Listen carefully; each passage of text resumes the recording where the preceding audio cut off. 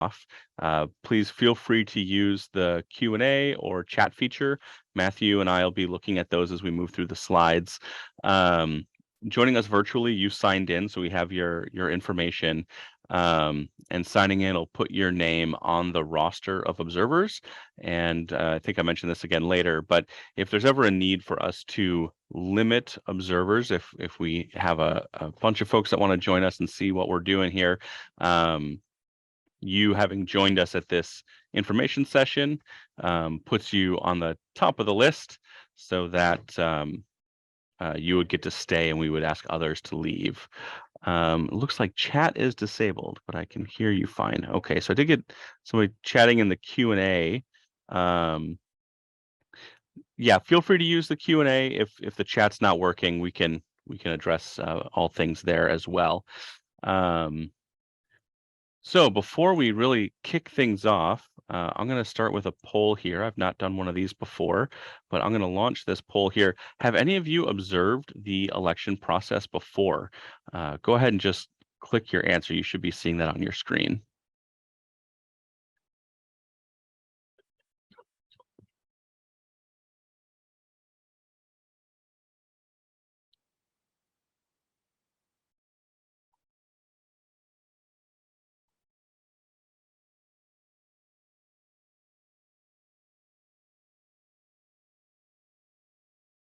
All right, well, we have two respondents, so looks like 50-50 right now in terms of those who have been to an observer information session and those that haven't. So we'll go ahead and end that. I'm not going to share the results because I just went through them.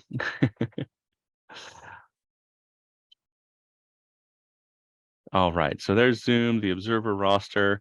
Here's our agenda today. We're going to have a little introduction, talk about our mission, go over some Snohomish County facts, the observer rules, all the various elections activities, and then the opportunities for observing our processes as well.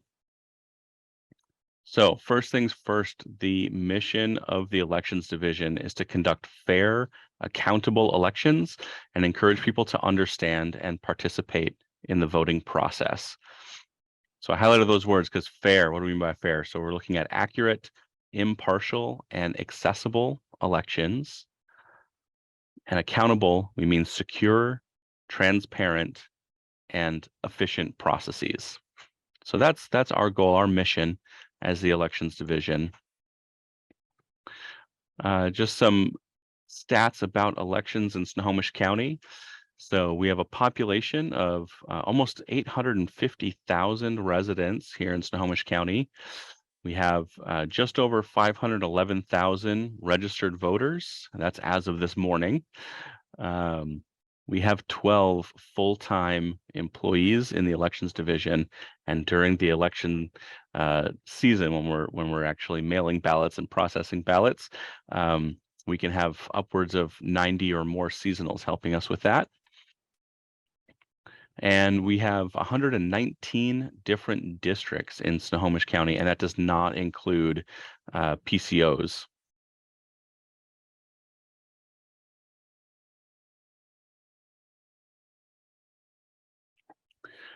So in terms of registered voters, I wanted to share this slide to illustrate participation and outcomes when we talk about voter registration and participation. So the percent of registered voters, this 511,000, that 87% is of the citizen voting age population. So when we talk about residents or of Snohomish County, our total population is everybody, 0 to 120 years old, if we have anybody that age here in the county. The voting age population, those are all the voters that are just over the age of 18. And then the citizen voting age population are all the people that live in Snohomish County that are U.S. citizens and over the age of 18. And then when we look at, voter turnout for any particular election, voter participation, that's as a percentage of the registered voters. So we're doing really good, 87% registered voters here in Snohomish County. And, we're always looking to make sure that everybody who is eligible has the opportunity to participate. So that's one of the things that we work on routinely here. To that end, talking about voter registration, Maintaining an accurate voter registration database is really important to our elections, and it's really a never-ending process. Approximately 20% of registered voters might move each year. That could be to a new address in Snohomish County. They could be moving out of the county or into the county. But the vast majority of new voter registrations and voter registration updates come through the Department of Licensing. However, we routinely check the obituaries in the paper. We receive reports from the United States Postal Service. We get reports from Vital Statistics, other jurisdictions, meaning other counties or states. We share information back and forth. If we believe that there's voters that have moved to our county from a different state or county, we'll notify them that they've registered with us. And last but not least is ERIC. So who is ERIC? Well, ERIC is actually the Electronic Registration Information Center. ERIC was created by 7 states and is controlled by its member states. So the member states securely submit voter registration and motor vehicle department data to ERIC, and then ERIC is also certified to use official death data from the Social Security Administration and subscribes to the change of address data from the United States Postal Service. So all these states that are participating in ERIC share this information so that if voters move from one state to another, we can more quickly identify those changes and keep accurate, up-to-date voter rolls. And then also it's a way to identify any possible double voting. If somebody returned a ballot in more than one jurisdiction, these states sharing that information is able to help us identify that. I will just say that there has been some national level partisan commentary about ERIC, but we do feel that ERIC is a vital tool to support accurate voter rolls and to identify any illegal voting. And the more states that participate in this, really the better all of our data is. So hopefully while I've been talking, you all have had a chance to see Secretary of State in Washington here, Steve Hobbs, has a nice statement in support of ERIC, and it really is a great tool for everyone that participates.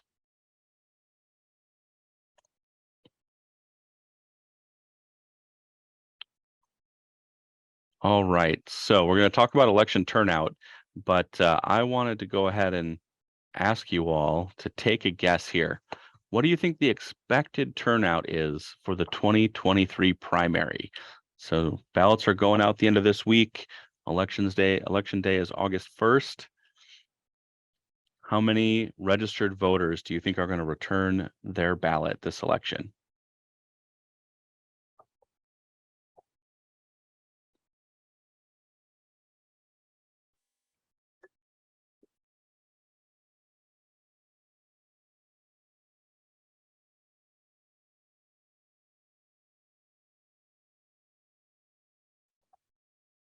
All right, we only have a couple of people responding, but I'll go ahead and end the poll.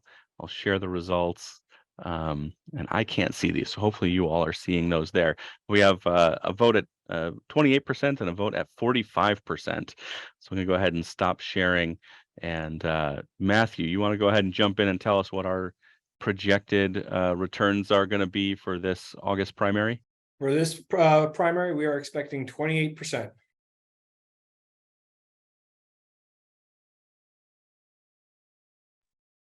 All right, thank you.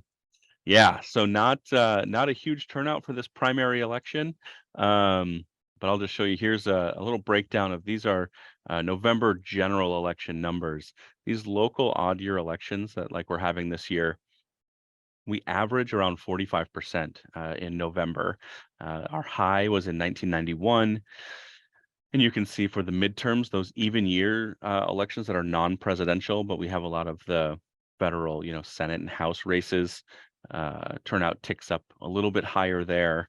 And then, of course, our presidential elections are always the big game in town. So average roughly 80%.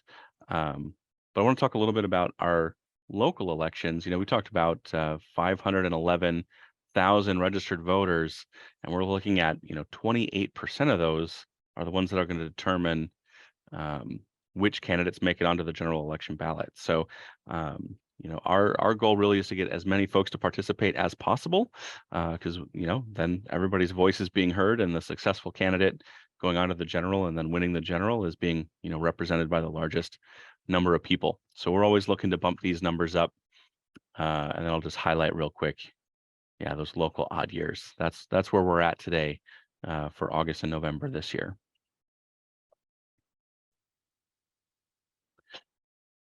Okay, so why we're all here is our observer program. So election observers play a critical role in ensuring that voting and elections process is conducted fairly and transparently, promoting trust in the democratic process. Observers may notify our team of any deviation from the standard operating procedure, or any electoral laws, helping enhance accountability in the electoral process. However, that all being said, election observers must refrain from interfering in the voting or electoral process to avoid any sort of disruption or bias. So to that end, we're going to spend a little bit of time here going through the rules. There's several rules, but we should get through this pretty quick.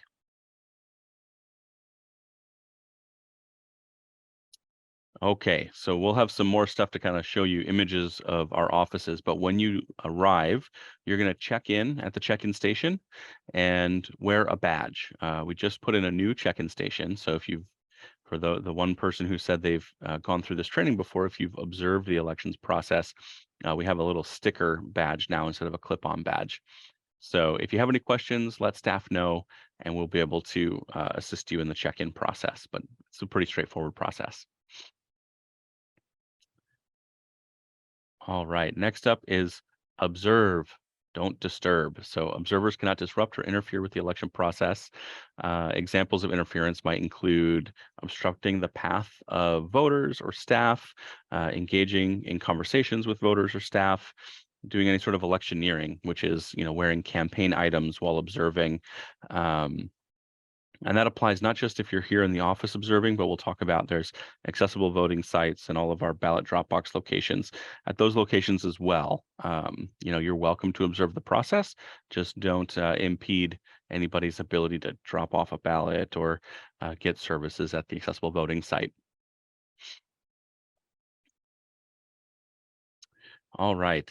Designated staff. So if you do have questions, we are here. We do have designated staff that we make available for any of your questions. If you notice something or you're just unsure, we really encourage you to talk with those designated staff.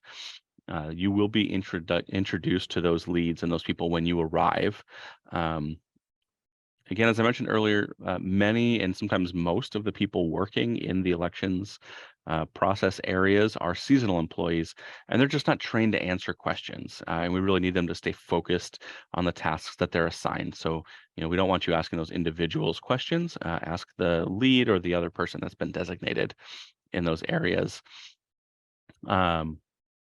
Unless otherwise shared, those people are going to be the county auditor, Garth Fell, the chief deputy auditor, Connie Barnt, the elections manager, Matthew Pangburn, who's on the call with us today, or the elections supervisor, Wendy Mouch, who's not with us today. Again, you may be introduced to other leads that you can ask questions of when you're here, but those are going to be the main people you'll interface with when you're observing the elections process. No touching. So again, just with everything else in terms of not disrupting the process, you can't touch employees, envelopes, ballots, machinery, any equipment or anything else. We just ask, that you're not touching stuff.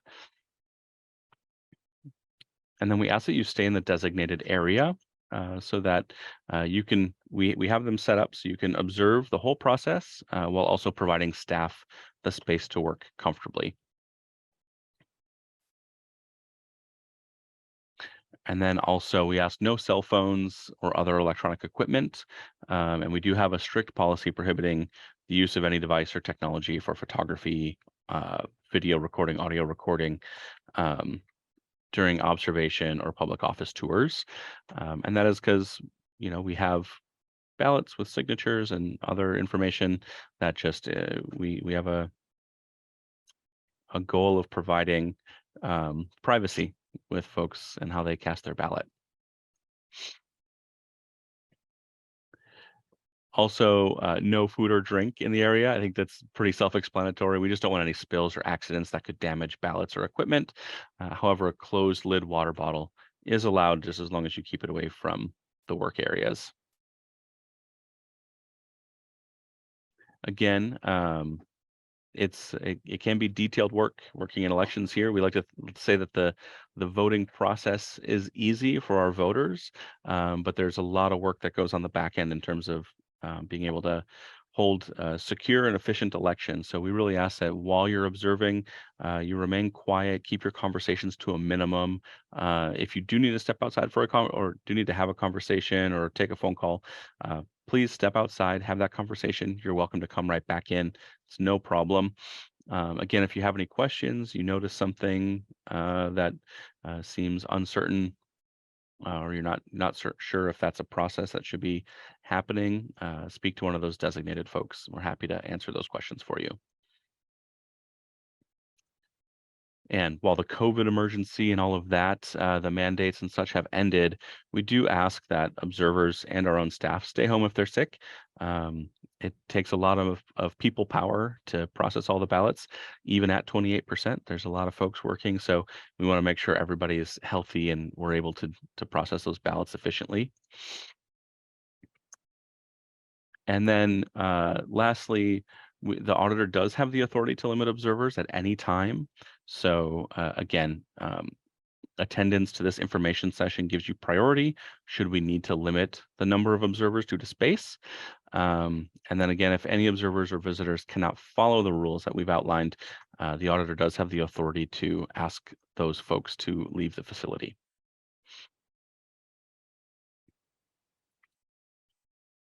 All right, so I'm just going to move this to the side and see if there's nothing in the chat. I'm not seeing any questions right now, so we'll just keep trucking along. So quick overview of important dates here. My arrow will work. There we go. So this is just high level military and overseas ballots actually mailed out in the middle of June. We give them a lot of extra time because those folks can be anywhere in the world. We want them to have the opportunity to receive their ballot and mark it and get it back to us. July 13th, so coming up just a couple of days, all the ballots are going to be mailed out to everybody else. Then July 25th begins our 8-day in-person voter registration period. So July 25th or after, if a voter wants to get registered or change their voter registration information, update their information, they do need to do that in person. If you do it electronically and you're already registered in Snohomish County and you don't make the in-person change, you can still vote and return your ballot based on your previous registration address. And that change that you make online will take effect for the following election. And of course, August 1st, Election Day. And 2 weeks after Election Day, we certify the primary and determine who goes on to the general election. All right, so I'm going to be talking to you about election security for a little bit. So we take election security very seriously here in Snohomish County. On the image here, we have a poster, a picture of a poster that we have posted. And it breaks down from a very high level of what we do to ensure election integrity. Not only do we have physical security enhancements, such as walls and fences, safeguarding our processes, locks and seals, but we also have cybersecurity best practices as well. Snohomish County does have Snohomish County does have an Albert sensor, which monitors our traffic, our internet traffic from any, foreign networks potentially. So next slide, Duncan. So one of our best practices is restricted access. Here in Snohomish County, a lot of our processes, you need 2 employees to get past certain things. Our ballot storage room requires 2 employees to scan their employee IDs. Our tabulation center requires 2 additional credentials for employees to get in. Full-time seasonal employees are not given those credentials, so only full-time employees can open our tabulation cage, and it takes 2 different people to get into there. Next, we do have security cameras. You may see them across our facility.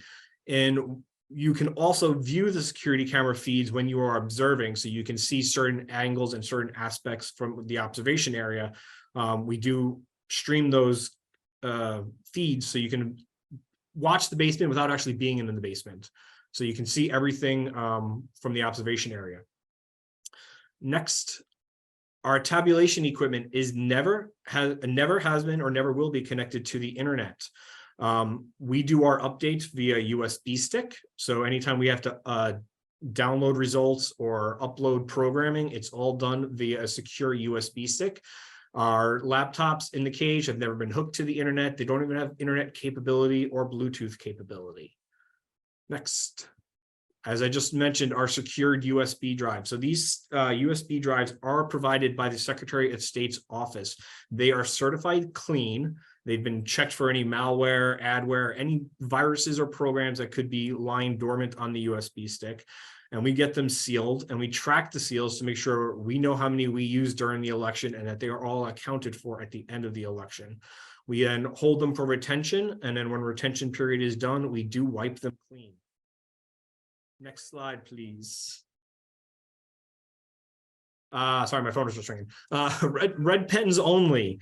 So in all our processes, you will see only staff using red pens. It is determined that most voters do not return their ballots with red pens or fill anything out with red pens. So we use that just to make sure that no one is filling anything out on the side when they shouldn't be. Next. That's back to you, Duncan. All right. So I just wanted to throw this in real quick because this is something that even us as full-time staff will do here. So ballot versus ballot return envelopes. I just wanted to mention this. Oftentimes they'll be used interchangeably, like saying, "Did you sign your ballot?" Well, that signature should actually be on the ballot return envelope. We don't sign our ballots themselves. They sign the ballot return envelope. And your ballot cannot be tracked to you as an individual. Your ballot return envelope contains barcodes that connect that envelope to you. And once those two pieces are separated in our ballot processing area, there's no way to connect them back to each other and pull out an individual ballot and know who voted that ballot. And in fact, there are laws that allow us to withhold information on precinct returns if there's so few ballots in that area that you could potentially put 2 and 2 together by looking at the ballot return statistics and the voter turn and the way that the vote went in that particular precinct. So we do take that security in casting your vote very seriously. Another thing we're going to talk about a few different times as we go through our processes here is the ballot status. So I just wanted to mention ballot status. These are terms that we use to note various statuses that your ballot can be. And it's really your ballot return envelope. So any registered voter can access their ballot status information at votewa.gov. Sent, again, just means it's been mailed to you. Received means we've received that ballot back, or that ballot return envelope back at our facility. Once our signature checking team evaluates the signature on that ballot return envelope to the signature we have on file, if there's a match, then your return envelope is marked as accepted.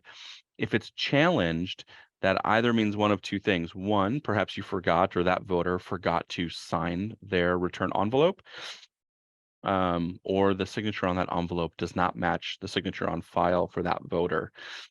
And one thing I'll just mention is, oftentimes in households, people living together grab their, roommate or their spouse's envelope. Things like that can get messed up. But the good news is, and we'll talk about this a little bit more later, there is an opportunity to fix or cure those challenged signatures. Also, just want to talk about batches. So we're going to talk a lot about batches as we work through the elections process today. So you can just kind of think of a batch as one of these mail trays, and these trays are, for the most part, colored to correspond with which point in the process those ballot envelopes are.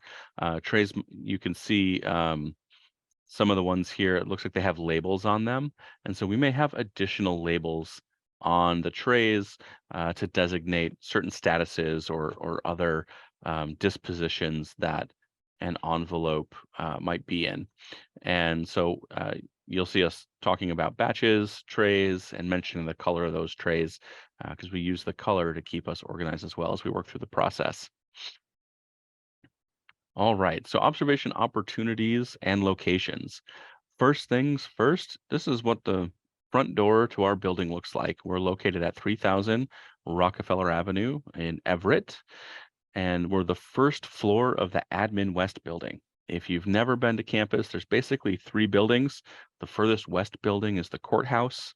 The next building toward the east is our building, and then there's one more building to the further east of us, and that's called Admin East. So we're Admin West.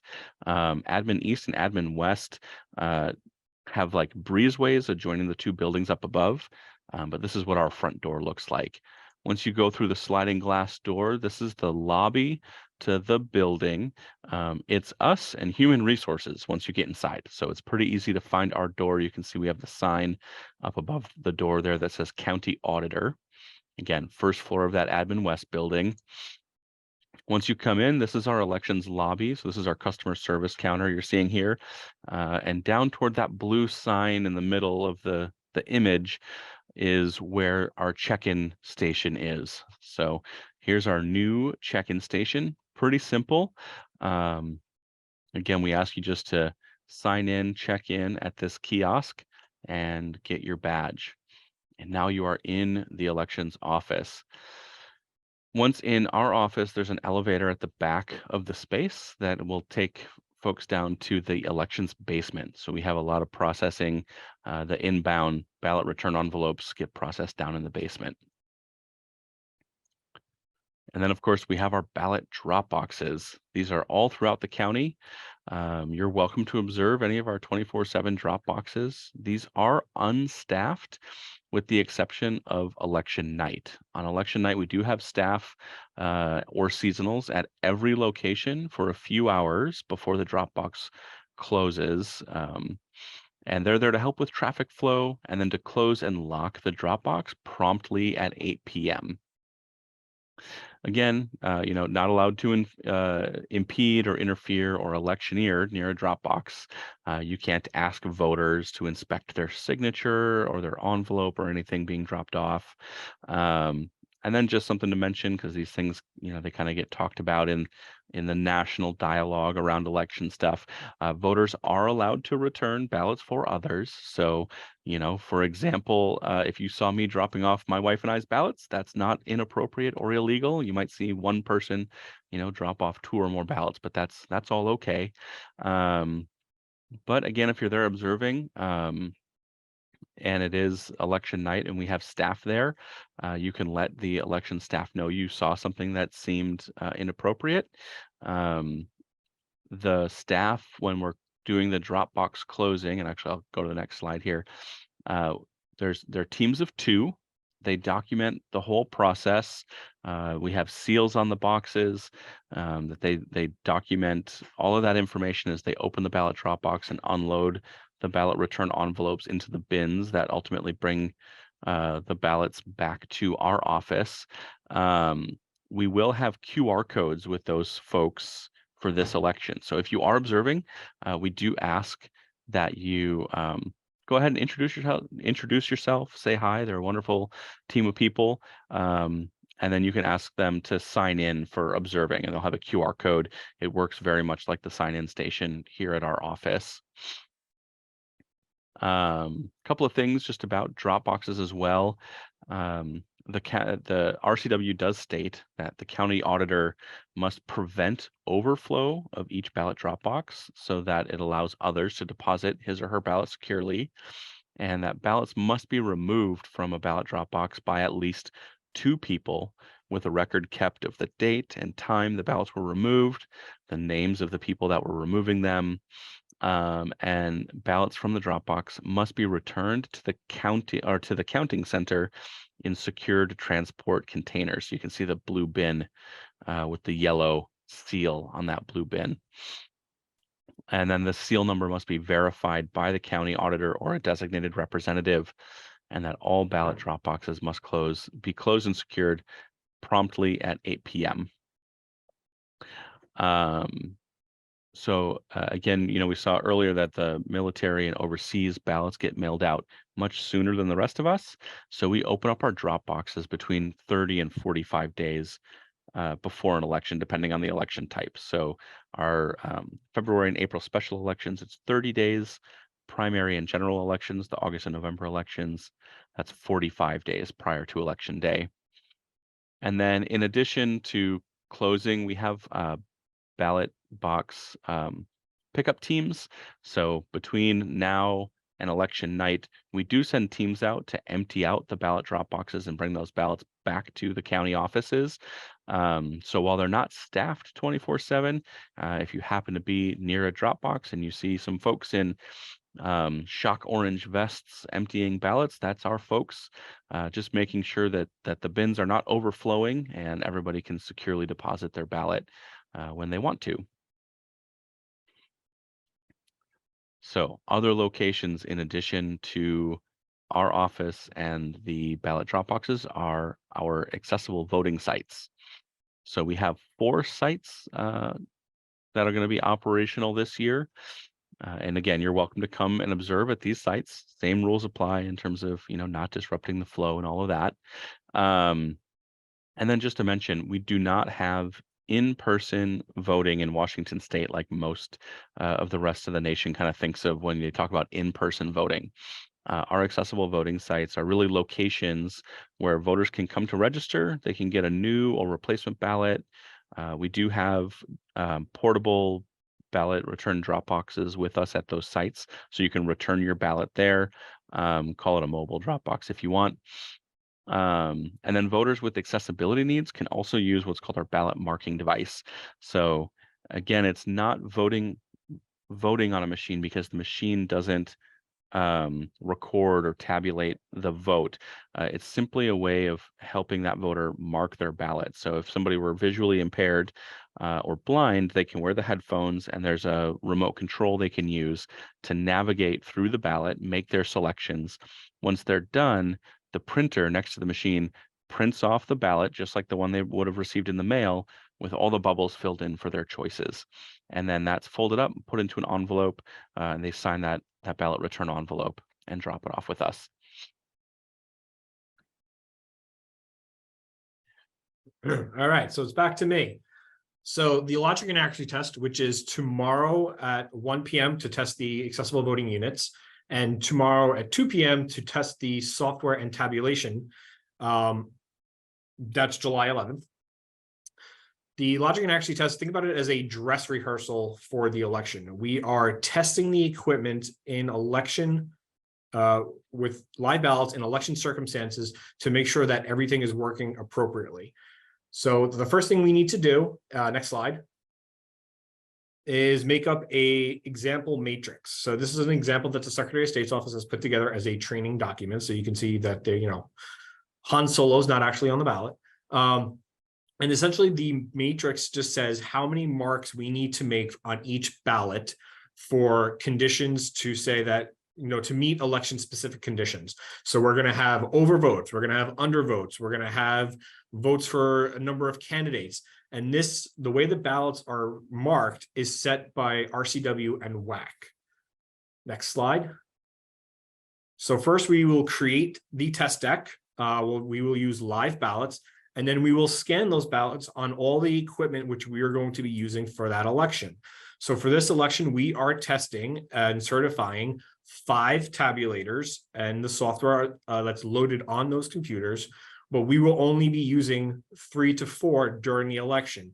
We're testing 5 in case one breaks. We have a certified backup to use.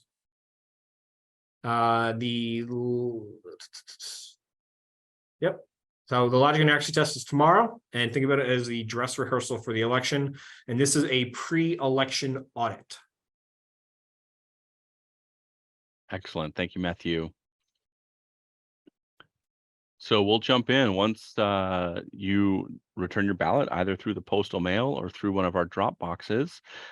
We do the inbound sorting. So again, that elevator is in our space here to go into the basement. And the first thing we do is arrange the envelopes. So any ballots received from drop boxes, they're removed from the bins and they're arranged so that all the ballot return envelopes face the same direction. And you can see this clear, or you might call it white tray. So that's what all the incoming ballots are placed into.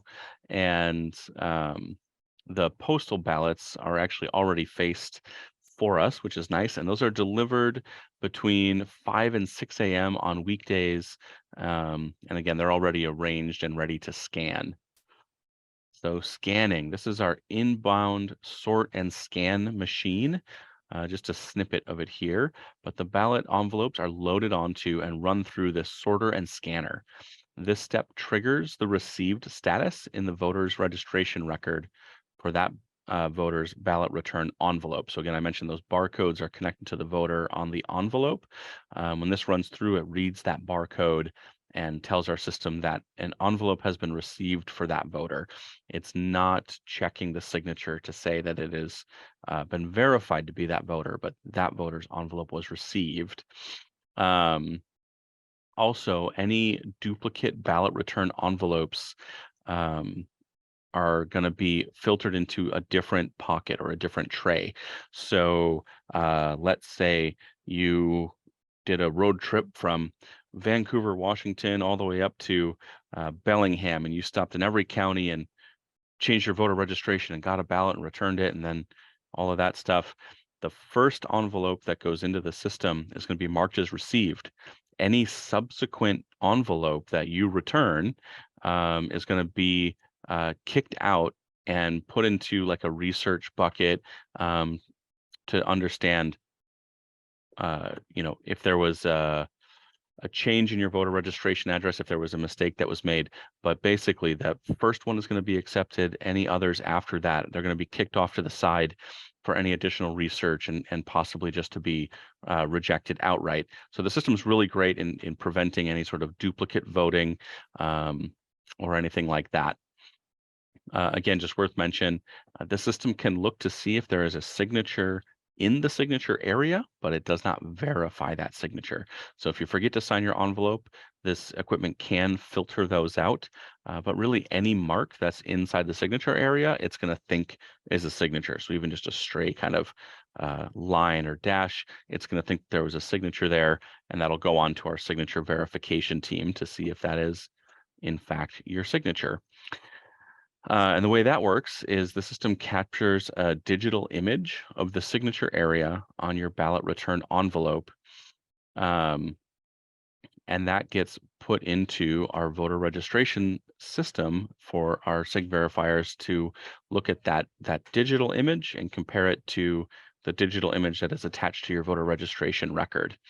And then I'll also just point out here, you see that this pocket has two different labels on it, one that says received and one that says accepted. It's because we do multiple different passes, but I'll just say received, yellow label, and a yellow tray. So once all those are marked as received, they get put into these yellow trays, and here they wait in a secure storage area while the signature checking team verifies the voter signatures from the digital images that were captured when those envelopes were initially scanned.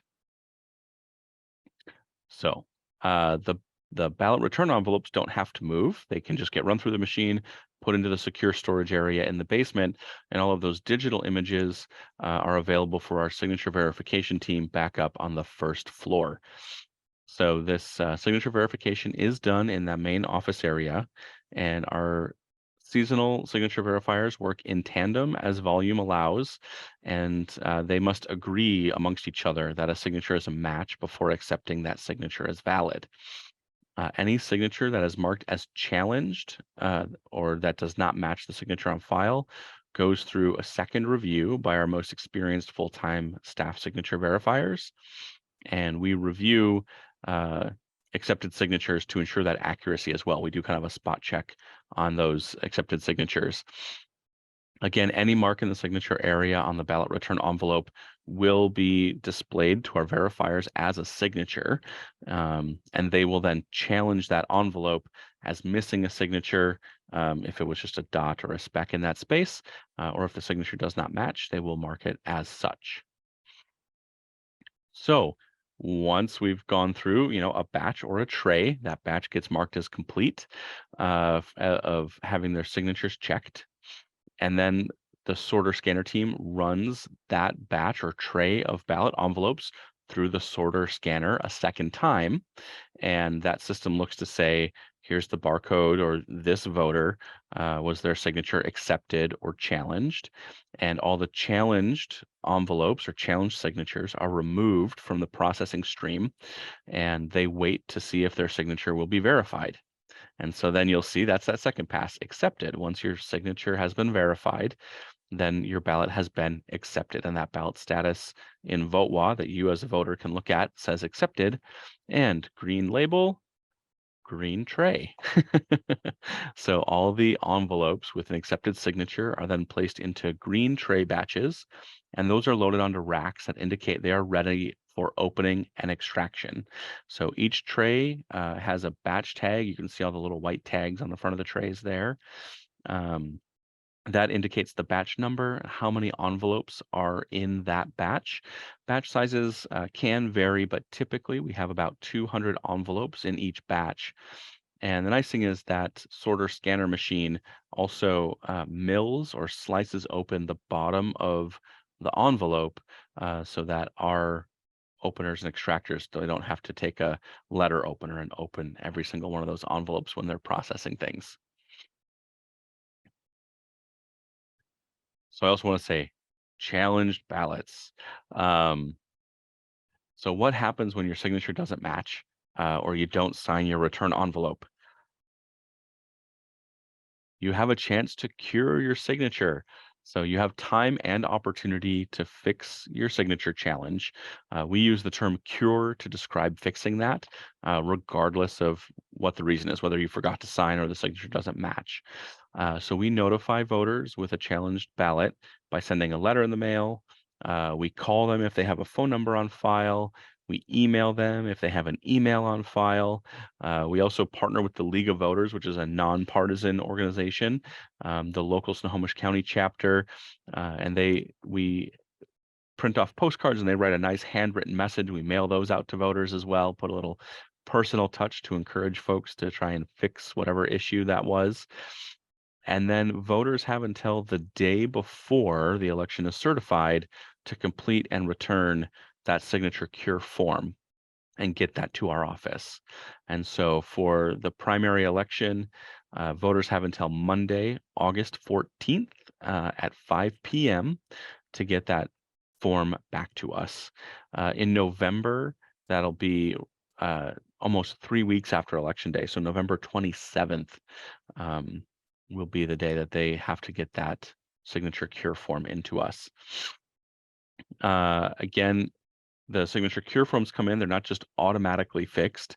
Our signature checking staff do review the signature on that cure form to the signature on file and the signature that was included on the ballot return envelope to make sure that that is verified and that ballot can then be accepted.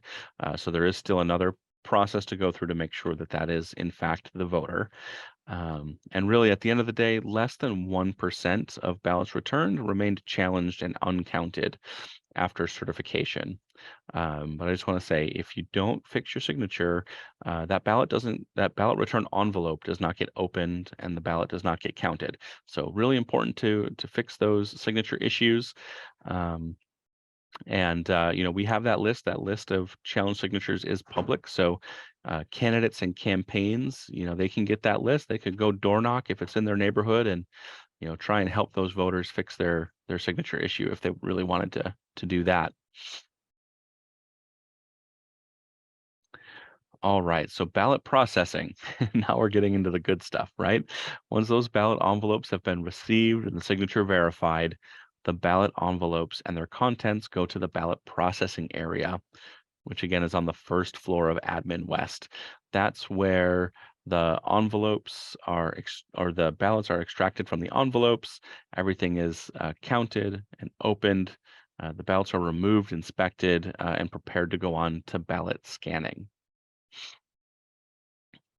So each batch has a tracking sheet with the number of ballots that are in the batch, who opened the batch, uh, there's areas on that tracking sheet to document any discrepancies. So discrepancies might be an envelope that was signed and returned, but there was no ballot inside. And you open it up, there's just nothing in there.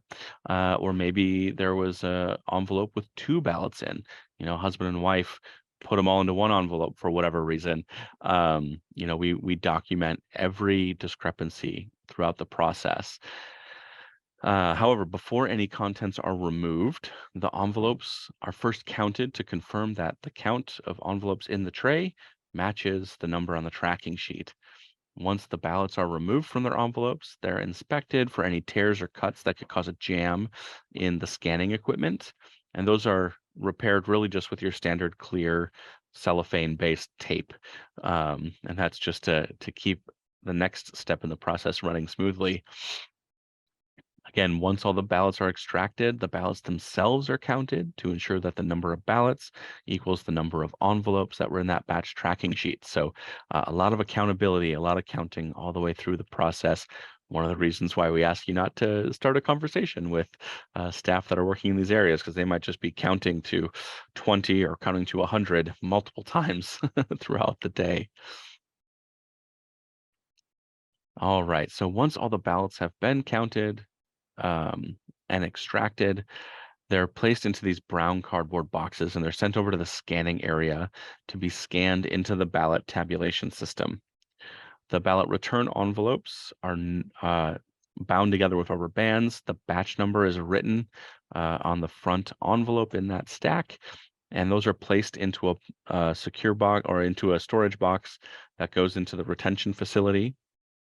And the secrecy sleeves that come with the ballots and the envelopes are placed into a separate storage box that's also labeled with the batch numbers that are contained in there. And those are also retained and then shredded eventually. And then here's the ballot scanning area. So this is first floor Admin West in the cage. So you'll see when you're here a nice big fenced in area with these ballot scanning devices. And so you can see the staged boxes of ballots on the rack on the left-hand side of that image. And then the scanning equipment itself is actually inside the cage there. And again, you can see on the left side of the door opening, there's a area that we have to scan our badges and need 2 people to get into that secure area. So same scanning equipment you saw in the LNA test image, because that's what we're testing. That's what we use. Each batch has a cover page so that it notes which batch is being scanned. In addition to the tracking sheet, the tracking sheet from the processing area when the ballots are being extracted from the envelopes, it follows that batch into the scanning area. And that scanning equipment also counts how many pages go through for that batch, and that gets noted on the same tracking sheet. And then I'll also just note that this system captures images of the ballot, but it's not counting the votes yet because we're not allowed to actually do a count until 8 p.m. on election night. So this is just capturing the images in one system, and it's a separate system that does the actual counting or tabulation. All right, now we're getting into the real fun part, adjudication. This also takes place in the cage. And essentially what this is ballots that could not be read by the scanning equipment. They have marks for more than one candidate, which is an overvote. They have no mark at all for a candidate, which is an undervote, or some other scenario where the digital scanning equipment cannot interpret the voter's intent. That has to be, what the outcome of that for each mark or each race is, has to be noted correctly by humans inside that ballot tabulation system. And this whole process is what we call adjudication. Also, it's done in teams of 2, and then a second team reviews the work. So you might have 2 people sit down and review a ballot. Once they make all their choices in the system, a totally different team of 2 comes in, reviews those selections to make sure that they did it correctly. So again, here's what that adjudication station looks like. You can see a couple of folks. They're looking at what this is, a ballot placeholder card. So those can be used typically for like a non-traditional ballot type. We have my ballots that can be printed from votewa.gov online, and those don't scan into the system well because they don't have the timing little hash marks around the outside of the ballot page. So that's why you see the placeholder card there. Those oftentimes get used in place of a ballot if that ballot cannot be read by the machine. So you as an observer will not be in the cage, but we have this nice bank of monitors. And Matthew had mentioned earlier that there's cameras in the basement, so you don't have to be in the basement to observe all those activities. So you can see on the upper right-hand corner of all of those monitors, that's some images of the basement. And I'll just kind of zoom in on the left-hand side, kind of in the center of the screen here now. You can see an image of the ballot and what the selections were. And these are duplicating the screens that our adjudication teams are working at. So instead of sitting over the shoulder of the adjudication team, you can stand out here comfortably and just watch what they're doing and see every movement that their mouse is making, every click that they make through that system, you can watch.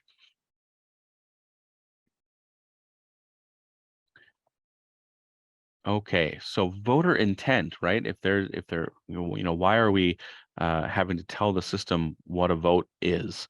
Why are people looking at it and maybe telling the system what that vote should actually be? Well, in Washington State, we have a standard of voter intent.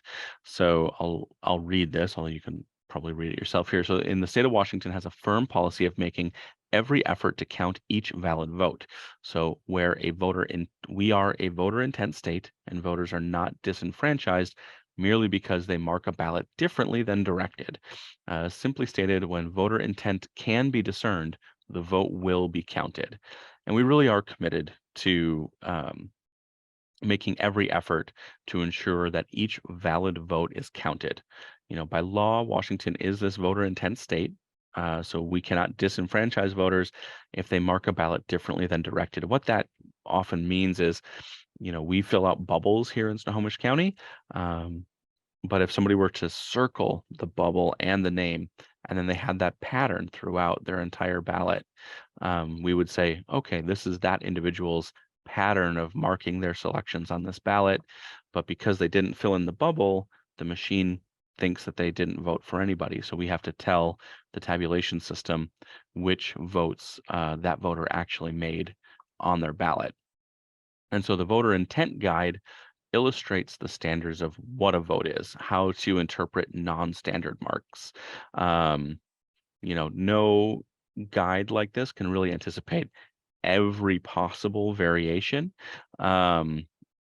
There's situations that maybe we've not seen before. And so our adjudication team and our staff, if we're not able to make a determination based on the voter intent guide, it's like an 80+ page guide on how to interpret a vote in these non-traditional marking situations. If we can't make that determination, those ballots or that particular mark goes in front of the canvassing board, and they're really the ones that ultimately can make that decision on whether the vote should be counted or which way that vote should be counted. But I will say that the items that go in front of the canvassing board, they're exceedingly rare. There's, maybe I've seen 5 or 6 in any given election. But you can get the voter intent manual online, Secretary of State's page, if you want to read through that. When you are here observing elections, we have copies available for you as well. It is a lot, and while you're watching the teams adjudicate, You might have to flip through to see if you understand why they made that choice, but we're not going to slow down that adjudication process to answer your question. But again, if you feel like something was made in error, make a note of it, get a hold of one of the individuals that's available to answer questions, and let them know what you saw, and we can always investigate that.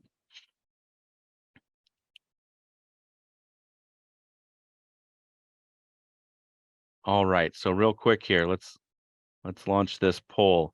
So I have a couple examples here. This is a make-believe ballot, obviously with Teddy Roosevelt on there. So if you have a chance or you're interested, go ahead and select who you think that vote is for, either Teddy Roosevelt, Abigail Adams, William Henry Harrison, or none of the above. Oh, you can't see it. What? Oh, the poll is blocking the picture. I can't move it. Bummer. They have the ability to move it themselves. Oh, okay. So you should be able to grab the poll window and move it off to the side. Thank you.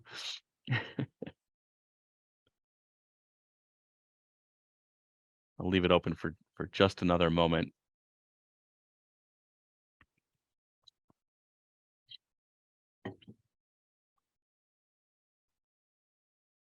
Okay, well, we only got, excuse me, one respondent there who said Abigail S. Adams. Actually, no, this person had marked two selections, Abigail and William Henry Harrison. So this is an overvote. Neither one of those votes would count because they marked for both in the appropriate way by filling in the bubble. And so there's no way to determine which candidate the voter really intended their vote to be cast for. Now, I'm going to go ahead and speculate. I don't know who answered the question, but if you want to confirm or deny in the chat, only we see it. I won't call you out by name, I promise. But my guess is because the Abigail S. Adams was filled in a little thicker, that maybe that's why they thought that would be the vote for that individual.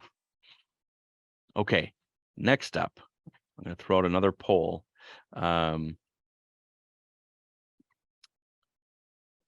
let me see. I have to stop sharing poll 3. There we go. Technical difficulties. Okay, so here you go. Water District 12 Commissioner. Who is that a vote for? James, Alicia, Clara, or none?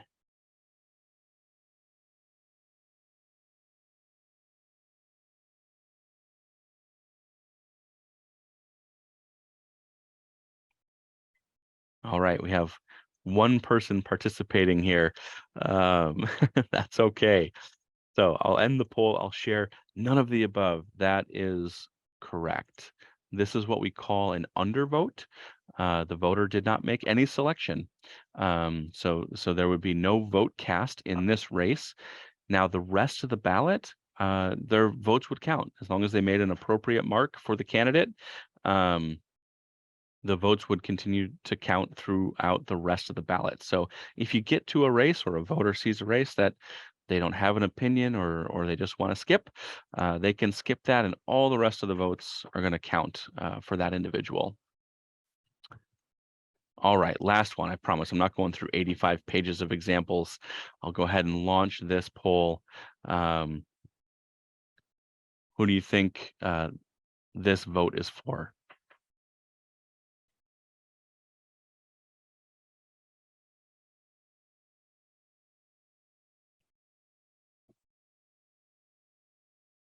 All right, I think my one person is the one who keeps jumping in here. William Henry Harrison. And yes, you are correct. That's just a messy mark. So you can see, pretty clearly the X is on William Henry Harrison, but that tail drifts down through the write-in area. But our tabulation equipment would see, if you will, air quotes, see this as an overvote because there is a mark in both areas for William Henry Harrison and write-in. And so our team would have to go through and tell the system, no, it's not an overvote. This is a vote for William Henry Harrison, so that that voter's vote is counted correctly.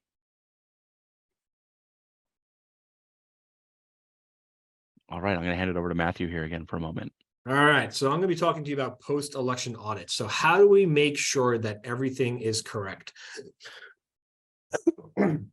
Excuse me, I'm sorry about that. How do we make sure that our tabulation system is functioning properly after we start counting ballots? So we do 2 audits here in Snohomish County. One we call the official random batch audit. Next slide. And the random batch audit is when the political party chairs or their representatives choose a race and 6 batches at random for us to physically manually hand count. And you can see there's an image of our teams doing this here. We are literally looking at every single ballot in those batches and hand counting the races to make sure that our tabulation system counted the correct amount of ballots for the correct amount of candidates, and so on.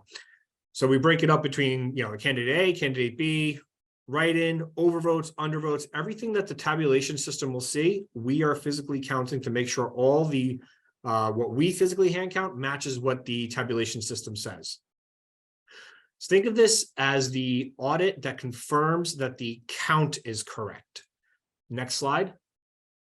In Snohomish County, we also do an unofficial risk limiting audit. Now, this is a statistical sampling of ballots to make sure that the outcome is correct. So we will look at as many number of ballots as the software tells us to.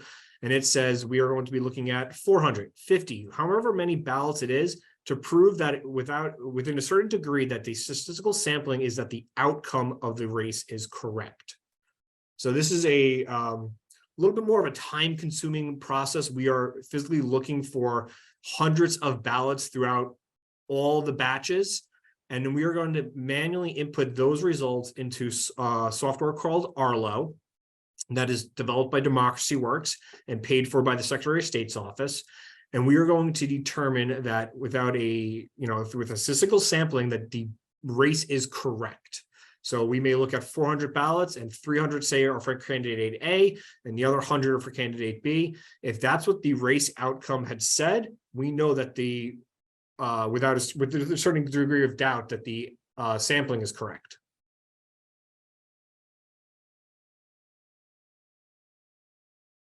Excellent. Thank you, Matthew. And both of those are really fun. I like helping out when I get a chance to help out with those audits. It's really neat to see all the stuff that we do to make sure that that the results are accurate. So just want to talk a little bit more about when you're here to observe. What's the phrase we like to say? If see something, say something, right? So that means if you see something happening that appears, not to be in compliance with the rules and regulations, say something to one of our designated staff. We appreciate it when you come in and observe our election process, and it's helpful for you to let us know. Perhaps you did see something that was done incorrectly, or oftentimes, it's just maybe a step in the process that we didn't cover as in depth here as we could have, or maybe it's an odd situation, one of those things that just doesn't come up very often, so we don't include it in this information session. But do let us know. We'll say, all of our activities are based on volume, and that can vary from election to election. So before you come to our office to observe a particular process, think about what you want to observe. If you want to observe the inbound envelope scanning from the ballots that are returned by the post office, and you come here at 9, 10 o'clock in the morning, well, that's all going to be done. You're not going to get a chance to see those ballots come in. If you're looking to do signature checking and we're all caught up and only a couple hundred ballots came in, again, same thing. We're going to get started on that first thing in the morning, and you want to come at 3:30 in the afternoon. Well, that's all going to be done. So by giving us a call, letting us know what you want to observe, we're more than happy to help you understand what our volume looks like, what our day is looking like, to the best of our ability, so that you can come in and observe the process that you want to observe. So just think about what that is. Again, you can do some additional work to educate yourself. Snoco.org/elections is a great place to find more information. and see, important dates and deadlines and other things like that.